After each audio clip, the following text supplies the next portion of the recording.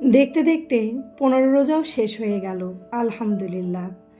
কিন্তু এত ব্যস্ততার মাঝেও গৃহিণীর জীবনের সেই একই ছকে বাঁধা রুটিনের কোনো পরিবর্তন নেই। প্রতিদিন ভাবি আপনাদের কি দেখাবো, কারণ এই সাধারণ ছকে বাঁধা জীবনই আমাদের প্রত্যেক দিনের রুটিন। তাই নিয়েই তো আপনাদের সামনে সব সময় হাজির হই। আশা করি ভালো লাগবে। আসসালামু আলাইকুম, কেমন আছেন সবাই? আমি এশা, ওয়েলকাম টু স্টোরি অফ এশা। সকালে ঘুম থেকে উঠেই বাবাকে নিয়ে বেরিয়ে পড়েছি। যেহেতু বাবা মা বাসায় আছে, সংসার নিয়ে খুব একটা বেশি আমার টেনশন করতে হচ্ছে না। মাই সংসারের কাজগুলো গুছিয়ে নেয়। বাবাকে নিয়ে যাচ্ছে একটু ব্যাংকে। সে ছোট্টকাল থেকেই বাবার প্রতি প্রচণ্ড পরিমাণে ডিপেন্ডেন্ট আমি বললে ভুল হবে, আমরা 3 ভাই বোনই। বাবা এভাবেই আমাদের মানুষ করেছে।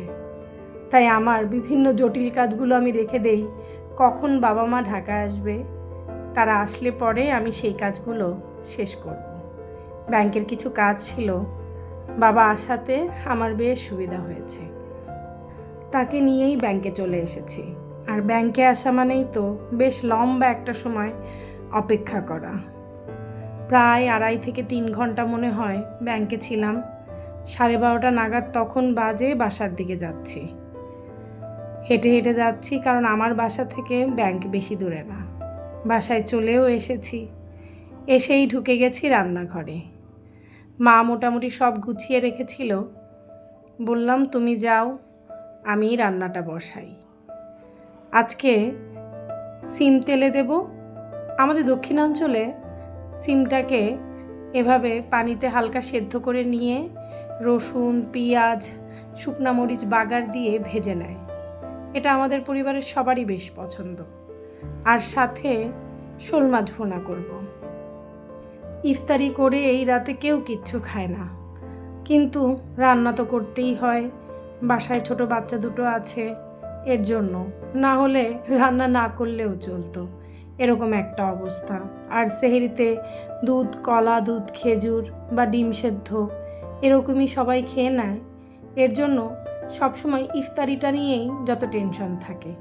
ইফতারিটা ভালোভাবে রান্না হলে বা নতুন নতুন 2-1টা আইটেম থাকলে সবাই খুশি হয়ে যায়। তাই চেষ্টা করি রান্নাটা যেমন তেমন হলেও ইফতারিটা যেন একটু ভালোভাবে গুছিয়ে দিতে পারি। রোজায় যতই ব্যস্ততা থাকুক, সংসারের কাজ কিন্তু সেই একই আছে। সকালে ওঠো, বাচ্চাদের খাওয়াও, বিছান গোছাও, এটা পরিষ্কার করো, জামা কাপড় ভাঁজ করো। মাঝে মাঝে নিজেই হাঁপসে যাই এই একঘেয়েমি জীবনে। আবার এই একঘেয়েমি জীবনেই বেশ ভালো আছি। কথা বলতে বলতে আপনাদের সাথে সিম ভাজাটাও প্রায় হয়ে গেছে। এখন শোল মাছটা ভুনা করে নেব। আলু দিয়ে দো পেঁয়াজা মতো করব। আমার বাসার সবার আলু ভীষণ পছন্দের। মাছ হোক বা মাংস, আলু চাই চাই। আমার হেল্পিং হ্যান্ড তো মাঝে মাঝেই বলে, আপু আপনি এত আলু আনেন আর এত তাড়াতাড়ি শেষ হয়ে যায়। আমি বলি, তুমিই তো প্রত্যেক দিন কেটে দিয়ে যাও, দেখোই তো। মাছ বলুন, মাংস বলুন, আলু ছাড়া আমার বাচ্চা, আমার হাজব্যান্ড কারোরই খাবার খুব একটা বেশি ভালো লাগে না। আমার জন্যও সুবিধা হয়েছে, আলু দিয়ে রান্না করাটা বেশ সুবিধাও। এখানে অন্য সবজি হলে রান্না করতে একটু সময় নিতে হয়, আলুর বেলায় কিন্তু সেই ব্যাপারটা নেই। অনেকগুলো ডিম নিয়ে এসেছে বাবা, সেগুলোই ধুয়ে নিচ্ছি। আমি সবসময় চেষ্টা করি ডিমগুলো আনার সাথে সাথেই ধুয়ে ফেলতে, কারণ ডিমের মধ্যে এত ময়লা থাকে যেগুলো নাকি বেশিক্ষণ ডিমের সাথে রাখলে ব্যাকটেরিয়া ডিমের ভিতরেই ঢুকে যায়। তাই ডিম আনার সাথে সাথেই এটা আমার প্রধান কাজ হয়ে দাঁড়ায় পরিষ্কার করে রাখা। আপনি যদি একটু চিন্তা করেন, দেখবেন সারাদিনে ছোটোখাটো কত কাজ করেছেন, সেটা হয়তো অনেকের চোখেই পড়বে না। সাপোজ ধরেন এই ডিম ধোয়াটা, কেউ হয়তো বলবে ডিম ধুতে আর কতক্ষণ লাগে, কিন্তু আপনি যদি দাঁড়িয়ে নিজে যখন ধুতে যাবেন তখন দেখবেন 10 থেকে 15 মিনিট আপনার এর পিছনে সময় দিতে হয়েছে। এরকম ছোটোখাটো কত কাজ আছে সংসারে, যেগুলো যদি হিসাব করা হয় দিনের লম্বা একটা সময় এই ছোটোখাটো কাজ গুছাতেই চলে যায়। আমরা যারা গৃহিণীরা আছি এর জন্যই কখনো কাউকে দেখাতে পারি না আসলে আমরা সারাদিন কী কাজ করেছি, কিন্তু প্রত্যেকটা কাজেই কিন্তু সময় লাগবেই লাগবে। ডিম ধোয়া শেষ করে এসে দেখি মাছ রান্না প্রায় শেষ হয়ে গেছে। হালকা একটু জিরার গুঁড়া দিয়ে দিলাম, ভাজা জিরার গুঁড়া। এরপরে চলে এসেছি রান্নাঘরের ছোটোখাটো কাজ গোছাতে।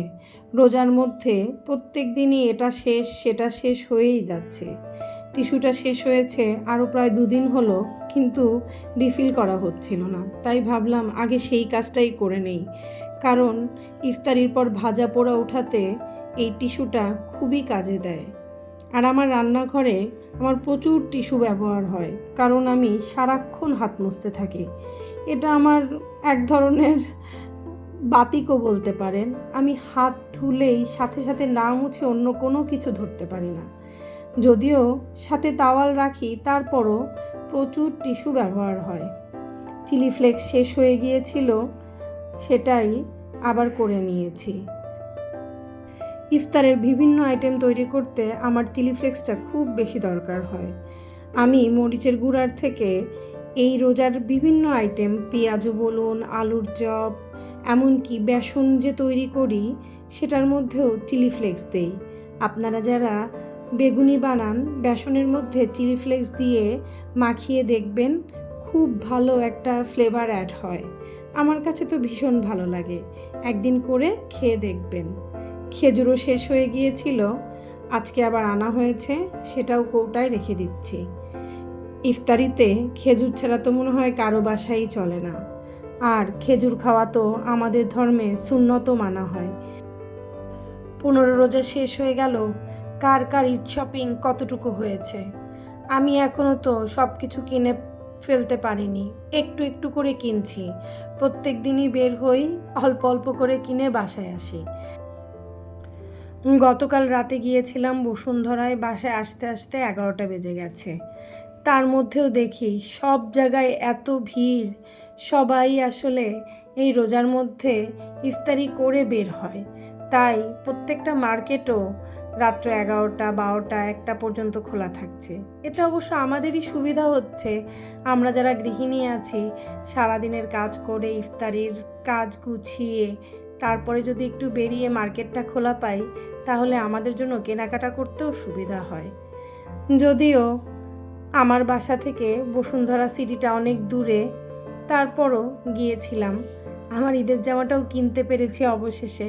এখন দর্জি নিলে হয়, আমি সেই ভয়ে আছি। দর্জি না নিলে এবার আমার ঈদের অবস্থাই 12টা। আমার বোন আর বোনের বাচ্চারা ঢাকায় এসেছে আমার বাসায়। ওরা যখন ভয়েস দিচ্ছি হয়তো অনেক ধরনের নয়েজ পাচ্ছেন আপনারা, আশা করি ক্ষমা সুন্দর দৃষ্টিতে দেখবেন। আসলে বাচ্চা কাচ্চাকে যতই বুঝিয়ে বলি, তারা তো দুষ্টামি করতেই থাকে। আর আমার 2টা ছেলে আর আমার বোনের একটা ছেলে আর একটা মেয়ে, 4 জন এক জায়গা হয়েছে, তাহলে তো বুঝতেই পারছেন বাসার কি অবস্থা। এর মধ্যে ভয়েস দেওয়াটা সত্যিই বেশ টাফ। আচ্ছা, কার কার বাসায় ইফতারিতে রুয়াবজা থাকা চাই? ছোটকাল থেকেই রোজা মানেই রুয়াবজার শরবত। এখন অবশ্য এটা অনেক চেঞ্জ হয়েছে, বিভিন্ন ধরনের ট্যাঙের ফ্লেভার, ইস্পি এগুলো পাওয়া যায়, কিন্তু রুয়াবজার স্বাদ বা গন্ধ মনে হয় একই রকম আছে। আমার বাসায় তো রুয়াবজা ছাড়া চলেই না।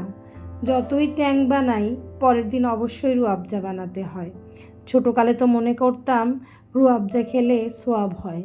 আমার মতো কে কে আছেন অবশ্যই কমেন্ট বক্সে কিন্তু জানিয়ে যাবেন।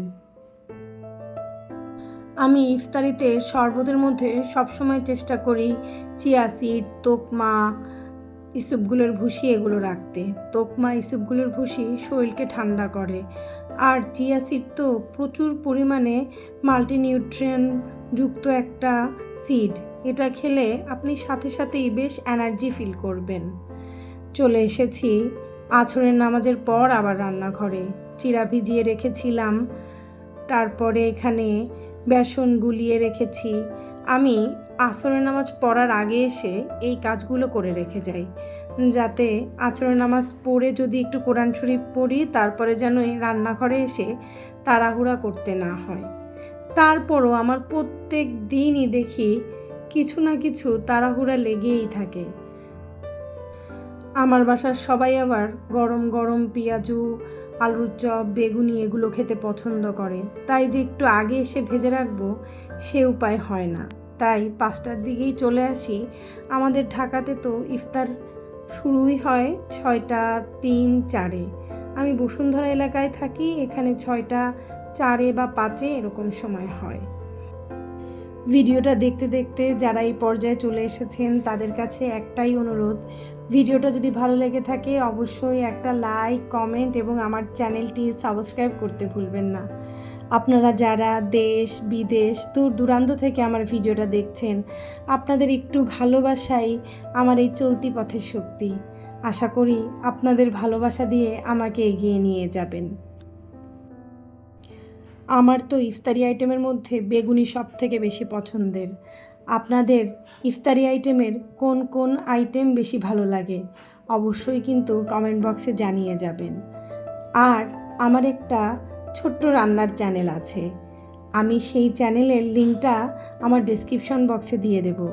ওখানে পারফেক্ট বেগুনি বানানোর রেসিপিটা দেওয়া আছে। কারো যদি লেগে থাকে অবশ্যই আমার নতুন চ্যানেলটি ঘুরে আসবেন, আশা করি ভালো লাগবে। আলুর চপ ছাড়া আমার বাবার আবার ইফতারি একদমই জমে না, তাই আমার বাসায় আলুর চপ থাকা চাই। আমি আমার আরও অনেক রোজার ভ্লগে বলেছি যে আমি একদম সিম্পল আলুর চপ বানাই, যেটা বলতে গেলে আলু ভর্তা, কিন্তু ইফতারিতে ছোলার সাথে কিন্তু এই আলুর চপের কোনো তুলনা হয় না। সবাই বসে পড়েছে ইফতার টেবিলে, আমারও ভাজা মোটামুটি শেষ, অল্প একটু বাকি আছে, তার মধ্যেই ইফতার টেবিলটা গুছিয়ে দিয়ে গেলাম। মা আছে তো সে চিড়া গুছিয়েছে, শরবত ঢেলেছে। আসলে মা কাছে থাকলে কাজ অর্ধেক হয়ে যায়। আপনাদের সাথে কথা বলতে বলতে আমার 15 রোজার সকাল থেকে ইফতার পর্যন্ত কি করেছি প্রায় শেয়ার করে ফেললাম। আশা করি আজকের ভ্লগটি আপনাদের কাছে ভালো লেগেছে। তাই আর কথা না বাড়িয়ে আজকে এখান থেকেই বিদায় নিচ্ছি। ভালো থাকবেন, সুস্থ থাকবেন, সাবধানে থাকবেন। রোজার মাস, আমাকে আপনাদের দোয়ায় রাখবেন। আপনাদের জন্যও থাকলো অনেক অনেক ভালোবাসা ও দোয়া। আশা করি আপনাদের রোজার দিনগুলো খুব ভালো কাটুক। তাহলে আজকে এখান থেকেই বিদায় নিচ্ছি। আল্লাহ হাফেজ।